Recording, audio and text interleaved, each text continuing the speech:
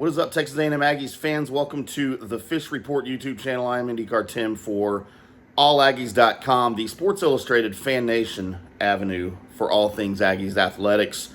Let's get right to it. Lots of big Aggies news the last couple of days. Of course, early signing day on Wednesday.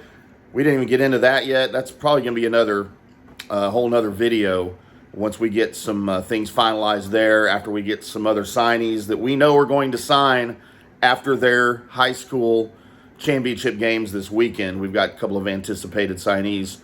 But the big news this morning, Max Johnson, now former quarterback at LSU for the LSU Tigers, is now your current quarterback for the Texas A&M Aggies, as he has signed with the Aggies. He will be a junior next season. We know he started most of the games in 2021 this past season for Miles Brennan, who broke his arm in training camp. We saw Johnson with LSU the last game of the season against the Aggies. A very disappointing loss for the Aggies. A big emotional win for the Tigers, and Max Johnson was a big part of that. Now, if you look at his overall numbers, they're pretty good, but when you look at his numbers and you compare them to the team that he was on and what he had to work with, they become even more staggering. So think about the LSU Tigers team. So virtually no offensive line, no running game. His wide receiver core was plagued with injuries all season. Didn't have his top receivers.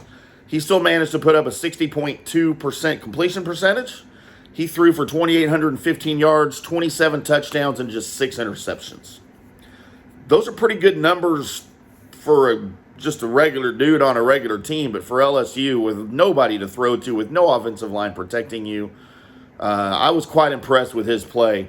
Now, keep in mind, too, that Max Johnson, of course, the son of former NFLer, Super Bowl winner with Tampa Bay, former Dallas Cowboys backup, former Minnesota Vikings starter, Brad Johnson.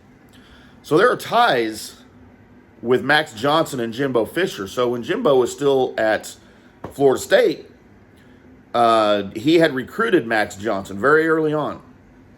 When Jimbo came to A&M, one of the first phone calls he made, Max, you want to come play for the Aggies? Max ended up going to LSU. He never got comfortable in the program there, just being put in the starting lineup, yanked. We know that he, even as a freshman last season, he had to wait behind Miles Brennan and TJ Finley. TJ Finley now, of course, at Alabama. But he just never got comfortable there. He even got yanked a couple times this season for the true freshman Garrett Nussmeier. And when Brian Kelly was hired, Max Johnson said, that's it, I'm out. By the way, not just Max Johnson, his highly touted tight end recruit brother, Jake, who are both now at Texas A&M.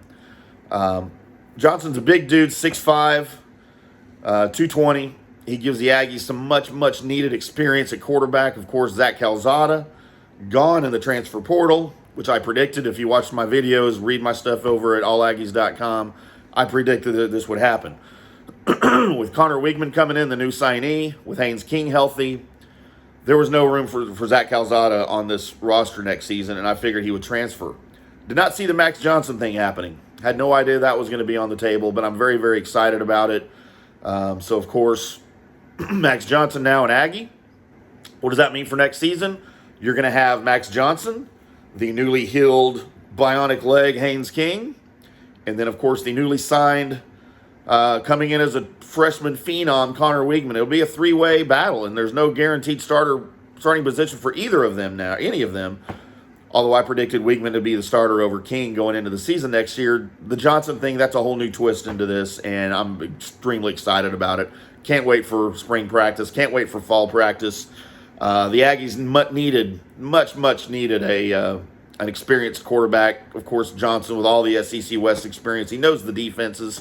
And I think Darryl Dickey and Jimbo Fisher will do wonders for his passing game. He'll have a good offensive line next season. Better, by the way, than what the Aggies had last year. Much better. He'll have a better receiving core, if you can imagine that, than what the Aggies had last season. So we'll preview the season, though, on another video. Appreciate you guys tuning in. I'm IndyCar Tim. Follow me on Twitter at IndyCar Tim. Make sure you check out allaggies.com for all the latest and greatest Texas A&M Aggies information. And right here at the Fish Report for all things Dallas Cowboys, Dallas Mavericks, college football, fantasy football, We got it all here at the Fish Report YouTube channel. And until we do it again, we'll see you.